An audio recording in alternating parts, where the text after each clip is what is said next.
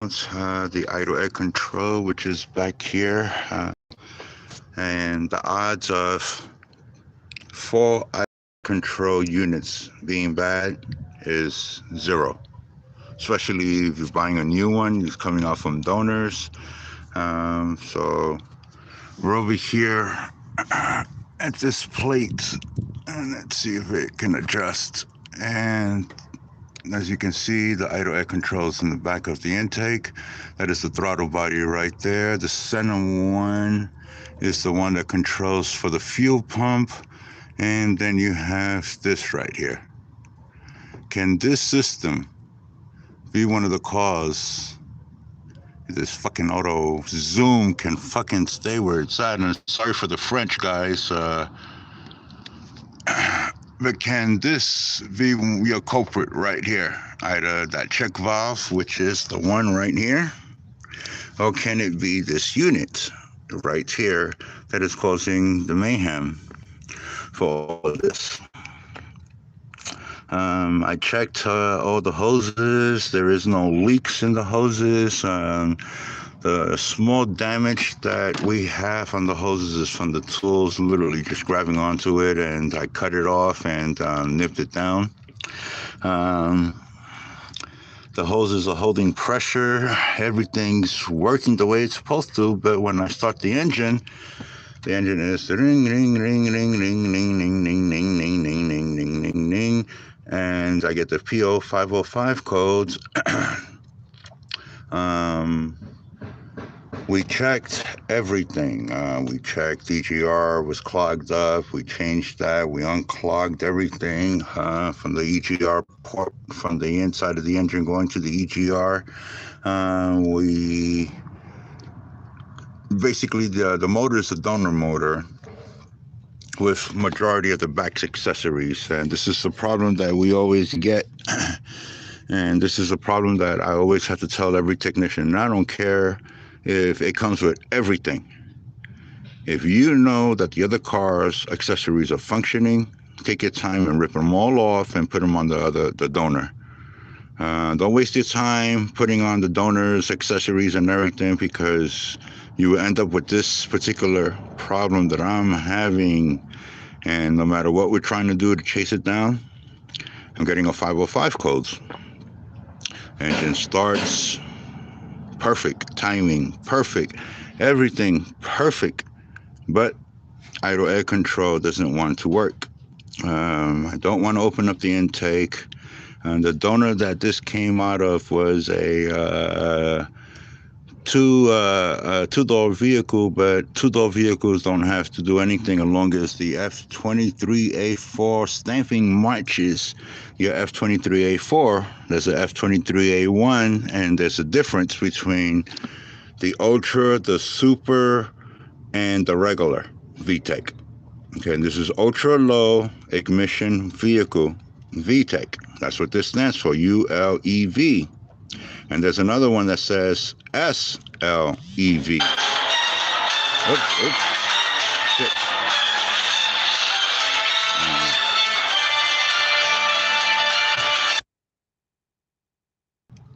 Anyway, sorry for that interruption. So there's a difference, and there is a big difference in price range too. The regular VTEC IAC system, IAC, is $150 at the store, brand new. Dealers, is gonna mark it up. And then when you get into this one right here, which is the ultra low emission vehicle, it bumps up. And idle air control system on this is $800. All right, now be careful with the i.a.c system, because the i.a.c system for the ultra low and the super ultra low emission has 3 hoses, not 2 hoses. So if you see 2 hoses or only 2 ports and not 3 ports, then you know you purchased the wrong one. So make sure that you get that right. Still trying to figure out why this car doesn't want to control the idle. So I'm going to have to remove this line here, going all the way down, checking all of this, going all the way to the back of the engine of why this is not, how do you say, getting the volume of air that it needs so that we can get this sucker going.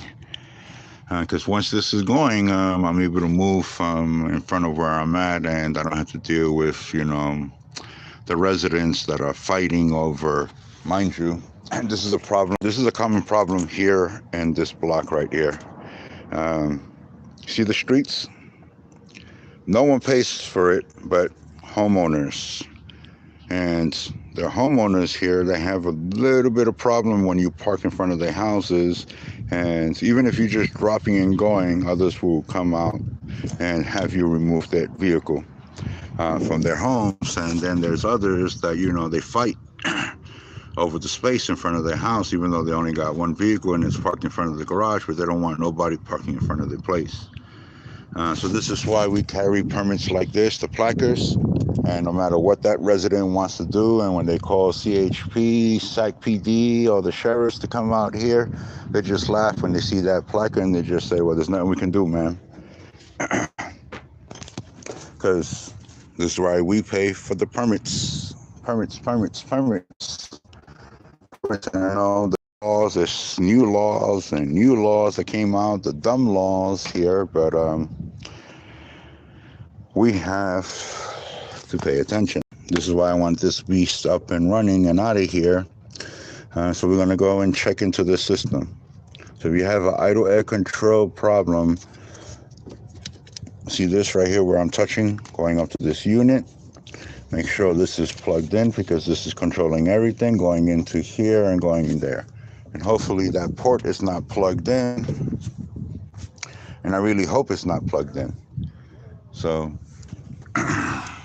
you got idle air control problems and you have this particular engine. That is the front. That is the fuel pressure regulator, as you can see. And it's going up into this i.a.c system. And then there's that other one going into that breather and then going out. So this system right here can give you a faulty Po505 code right here, or anything within here can give you the 505 code over here while you guys are dumping money into your parts over behind. And this is where the i.a.c system is behind this. You have to remove this and get the i.a.c to go. So that is the issues that we have, and that is probably one of the problems that we have to take a look at. So, any ideas? Now, this is a challenge. I have to stop it. Hold on a second. Sorry about that, guys. Booty calls. Nobody knows how to put their phone in off modes, and then where your screen is not touching any fabric or anything because of the electricity of your body or the sensitivity of these screens today. But anyway, this is a challenge. All right, I already know the problem. So now, people that are having problems with this. This is a challenge for you. What are the chances that this intake is clogged up and gummed up? What is the chances that this is clogged up or gummed up? I know there's enough vacuum because when I remove this, there's enough vacuum coming out of this one. But there's not enough vacuum in this. Nor this one. And I hope I got these right here, the way they came out. This is the way they came in. But we're playing around with these also. Can't be taking no booty calls. This is why some of my jobs can get done, because you see my phone's ringing off the goddamn fucking hook like it's Grand Central Station. And majority of it's all booty calls. People butt dialing me because I was done talking to them. Because no one teaches people how to turn their goddamn phones, slide them back in their pockets, and their pockets are pocking.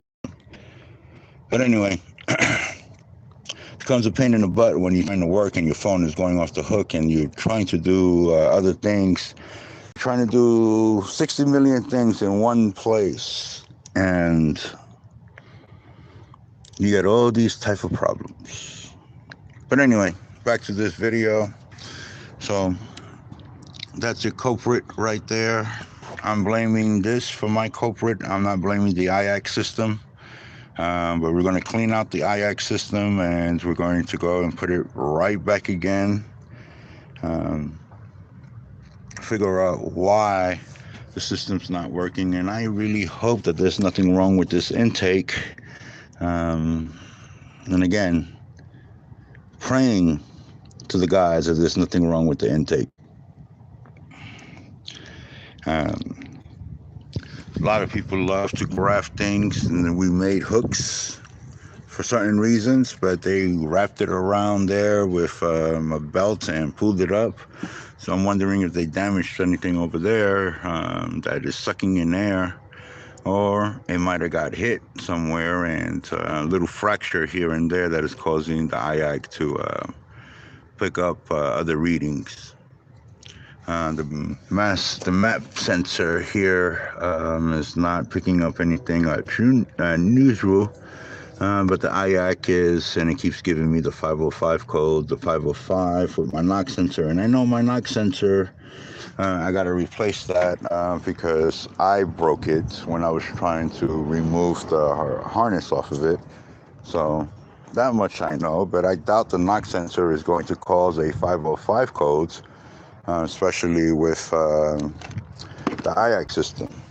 So the i.a.c system will come down here to this hose over here, and there's two hoses. This one comes up to this line right here, and there's another one that, I don't know if you guys can see my hands, is coming up to this plate that spins around and goes right into the fucking auto rotates, and goes right into the engine, right up on top. So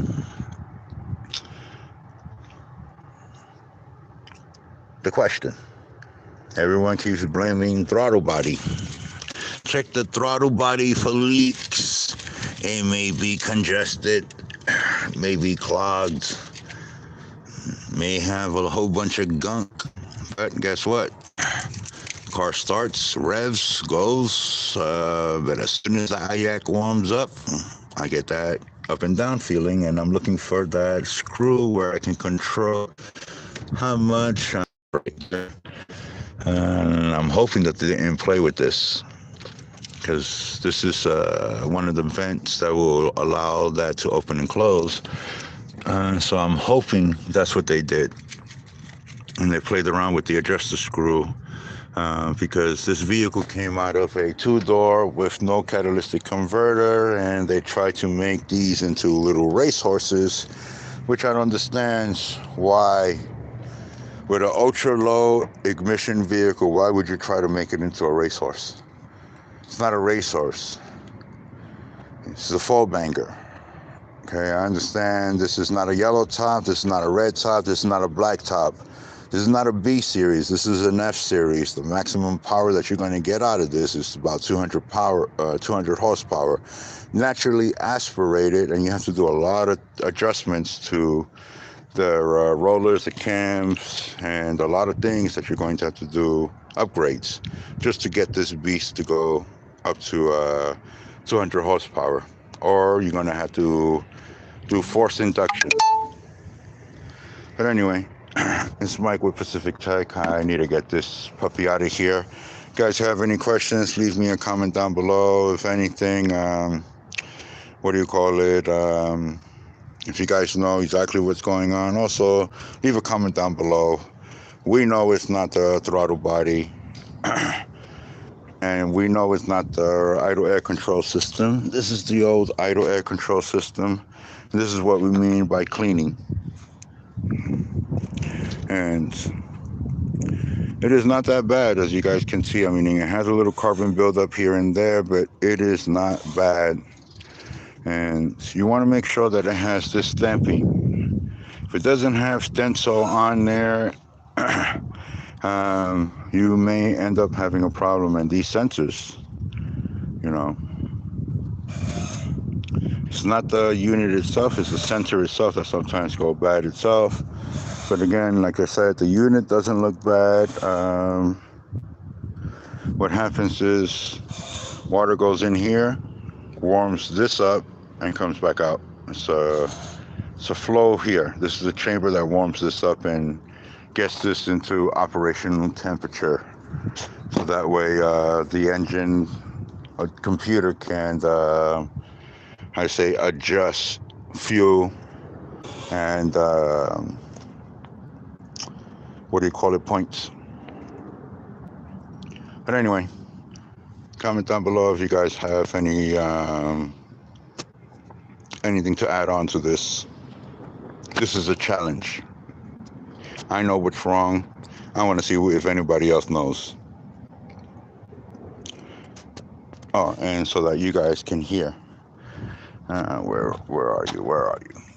Because I know most people don't want to believe, and they're like, oh no, he's just pulling our legs, he's just trying to do things, you know, whatever.